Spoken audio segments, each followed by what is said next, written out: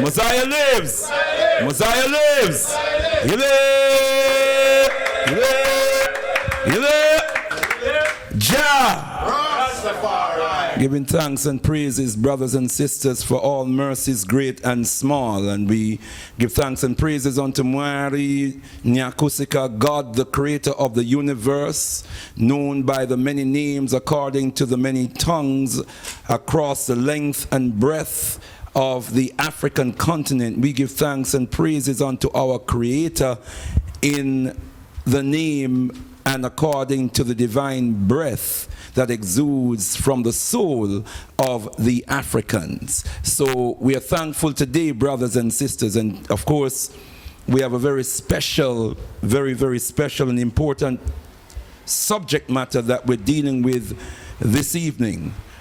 We're talking about the anniversary of the Coral Gardens massacre, and I want to give thanks to the Creator and the ancestors for blessing us with a very important film, and also with the insight that we received from Ras Quadra this evening, illuminating the importance of what we saw, the information that we received through this very important film that we saw this evening. I'm going to ask us all to put our hands and hearts together once more to hail the filmmakers and to hail Ras Quadra for the insight that he has given us this evening. A living Rastaman who understands the plight not only as a Rastaman but as a Pan-Africanist. And it is important that we realize that to be a true Rasta is to be a Pan-Africanist. You can't separate Rastafari and Pan-Africanism if we understand the root and the origin of Rastafari. Now, brothers and sisters, it is important that we also understand that to heal the Alkebu-Lan revivalist movement is to heal Rastafari. To love the Alkebu-Lan revivalist movement is to love Rastafari. Because as a spiritual leader of the Alkebu-Lan revivalist movement, I'm here to tell you that it is highly unlikely, near impossible, that there would have been an Alkebu-Lan revivalist movement if there wasn't a Rastafari movement. It is highly unlikely, near impossible, that there would have been a brother leader Mbandaka standing before you here this evening if there was not a Rastafari movement, and had there not been born out of the Rastafari movement the man whose image is born before you this evening. Some of you may know him. Some of you may not know him. Some of you may have heard of him. Some of you may not have heard of him. But this man, Ras Kamawaize Mebrato Nowe, is one of the founder members and one of the foundation members and joint spiritual leader of the Alkebu-Lan revivalist movement. This movement is as much the vision of this man as it is of this man. I want you to know that, because he is now in the realm of the ancestors. This year will mark on the 16th of MOSIAH, so-called August, will mark the 5th anniversary of his passing. He's a brother, and sometimes when I think of him and talk of him, a lump comes to my throat. Because he was so committed. I don't know of anyone who loved his people more than Ras Kamau. I don't know of anyone who was committed to his people more than Ras Kamau Aize. I don't know of anyone who was more disciplined. You know, we talk about Omawale Malcolm X, and one of the characteristics that is known of him, one of the characteristics that is known of his spiritual father, the most eminent prophet and king, His Excellency Marcus Mosiah Garvey, was their discipline. They were disciplined men, sacrificially committed to the liberation of their people. If you knew this brother, to know him was to understand what sacrificial commitment to the liberation of our people really was.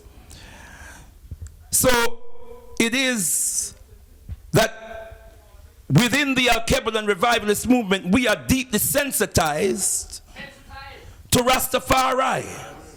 Good, bad, and indifferent. We are deeply sensitized, most naturally. We're born out of Rastafari. But we have to understand why Rastafari was so attacked and maligned in Jamaica.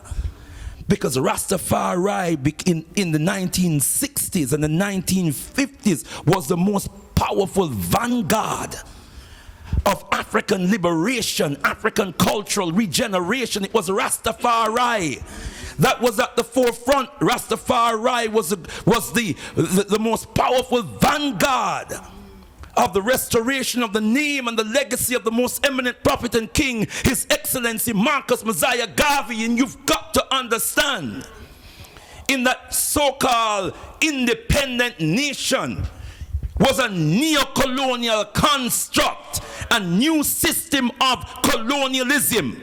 This is why you must understand the Jamaican government don't owe us anything. The British Crown, which is still the monarch of Britain, is still the head of state of Jamaica. Don't we know that, brothers and sisters?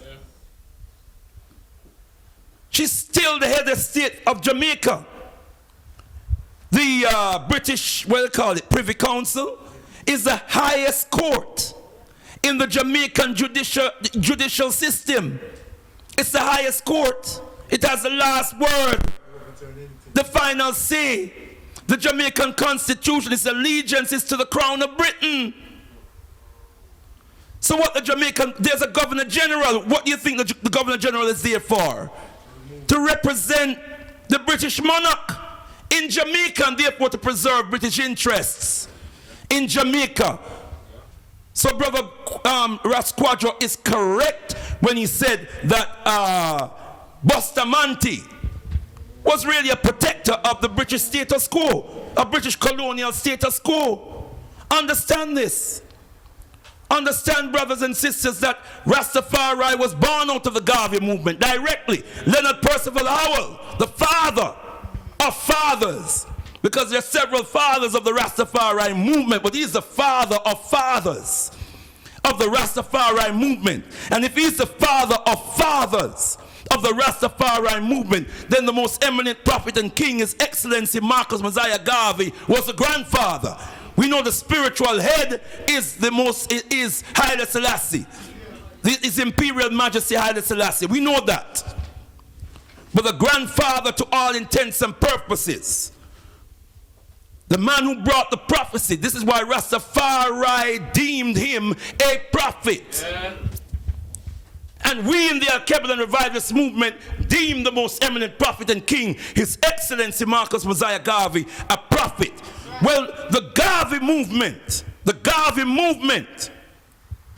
was then transformed and morphed into the Rastafari movement, because the founding fathers of Rastafari were Garveyites, so we're teaching Garvey's philosophy. Pinnacle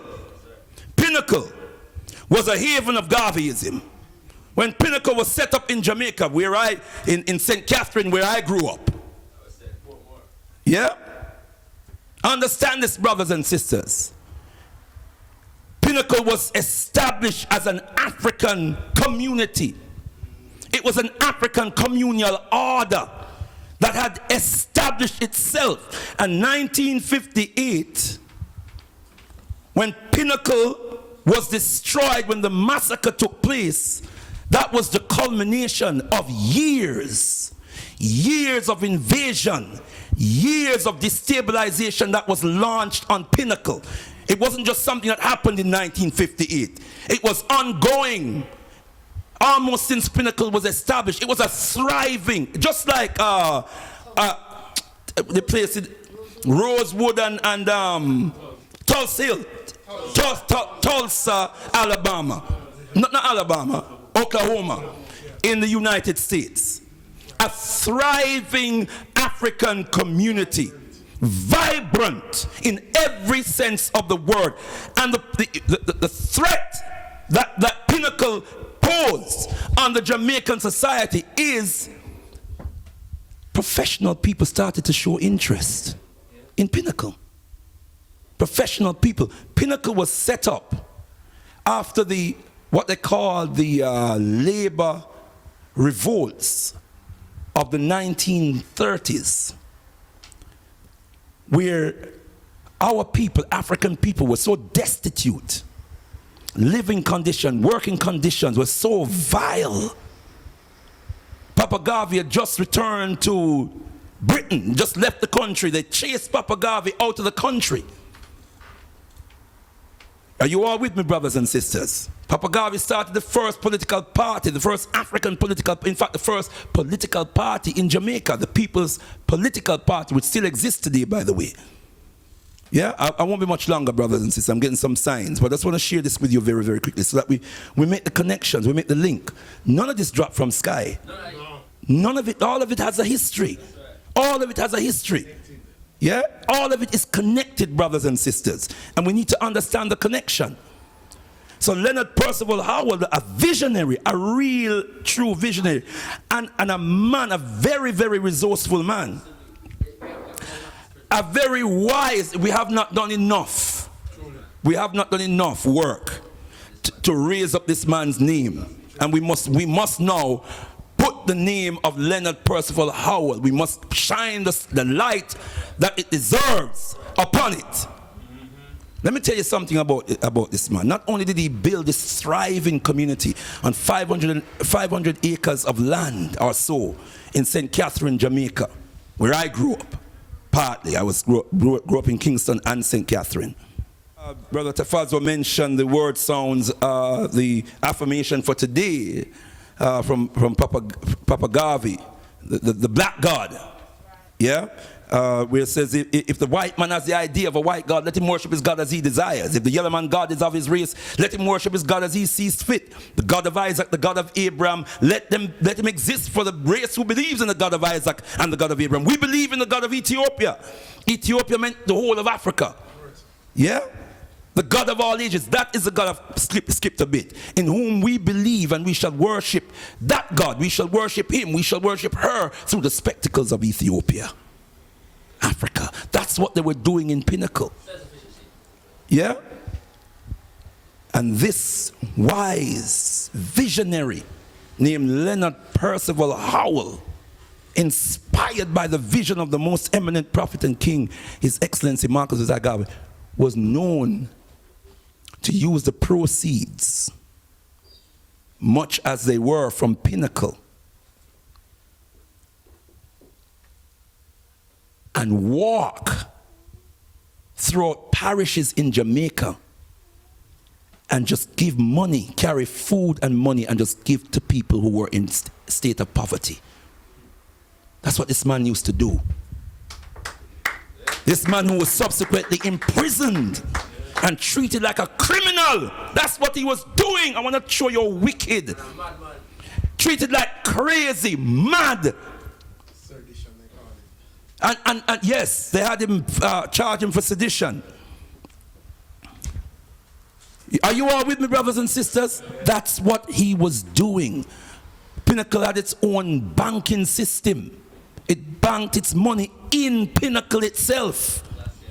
And when they used to invade the nation, because it was a nation with a nation, they would raid the bank and steal the money. The government, the police on behalf of the government would raid the bank and steal the money. Break it down, brother. Break it down. Right? But understand, and this is what I'm going to round off, and I'm going to try to do this very quickly. So we know where we're at, and we understand, we come out of this with a clear understanding of what liberation really means. Because I don't think some of us really, we talk about liberation, I don't think we really understand what liberation means. And we already connected the Rastafari movement with the Garvey movement. And if you understand anything about the Garvey movement, you know Papa Garvey himself was a descendant of the so-called Maroons, the Coromantee. The Lost Ashanti, he was a descendant. You understand the Maroons, the so-called Maroons, and the role the Coromantis played during slavery. They were the vanguard for the liberation of our people during slavery. If you understand the revolts and the uprisings led by Nani,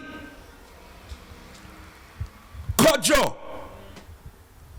Akompong, or Achompong, Kwau, Taki, all of these great Coromante leaders, so-called Maroons. What was their objective? Their objective was always, one, to overthrow the oppressive system. Two, to build an African nation grounded in our African spiritual and cultural traditions. That's what liberation is about. We've redefined the thing now and come up with all kind of foolishness. That's what liberation for African people means. Yeah. And that's what Rastafari meant in Jamaica, and that's why Rastafari was such a threat to the Jamaican establishment. Because Rastafari reinvoked the spirit of Marcus Mosiah Garvey. Rastafari brought to life all of the great warriors for liberation in the Coromante tradition. That is why they were so afraid of Rastafari. We must understand this, brothers and sisters. We must understand this. And that is why we have a duty and we have a responsibility to defend Rastafari. Wherever we go in this liberation fight, we must defend Rastafari. The story of Coral Gardens must be told, but it must be told in its full context. And we must understand, brother, so we must understand the history that came before Coral Gardens. But we must understand what transpired after Coral Gardens. We must understand what happened under Hugh Shearer's government when Walter Rodney was living and lecturing in Jamaica, a university lecturer, but not a highfalutin, stiff-necked fool. He was a down-to-earth, true African intellectual who grounded, as he said in his words, with the brethren. Grounded with his brethren. And who were the brethren? The brethren were the ordinary people, primarily and fundamentally the Rastafari community. That's who he was grounding with. And so he became a threat. No matter, this is a man who acquired a PhD age 24. He acquired a PhD at 24 years of age. At a time when the majority of Africans were not even allowed to have a secondary education. He acquired a PhD at age 24. But he still had enough pride and dignity and African spirit in him not to become highfalutin and stiff-necked and turn his back on his own people. And he started a campaign to have African languages taught in schools and in the universities in Jamaica. He became a threat. And so in 1968 he was banned. He went to, I think it was Canada or the USA somewhere to participate in some literary activity that he was participating in. And when he came back into the country, the government banned him from entering. He was actually living in Jamaica at the time. From Guyana.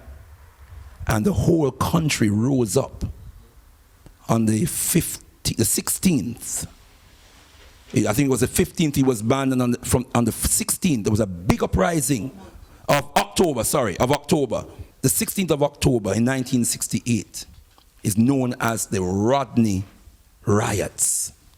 The people rose up in 1968. They had an uprising that swept the country because the people were demanding that Walter Rodney must come back and teach the children. University students college students, secondary school students, took to the streets. The country came to a standstill.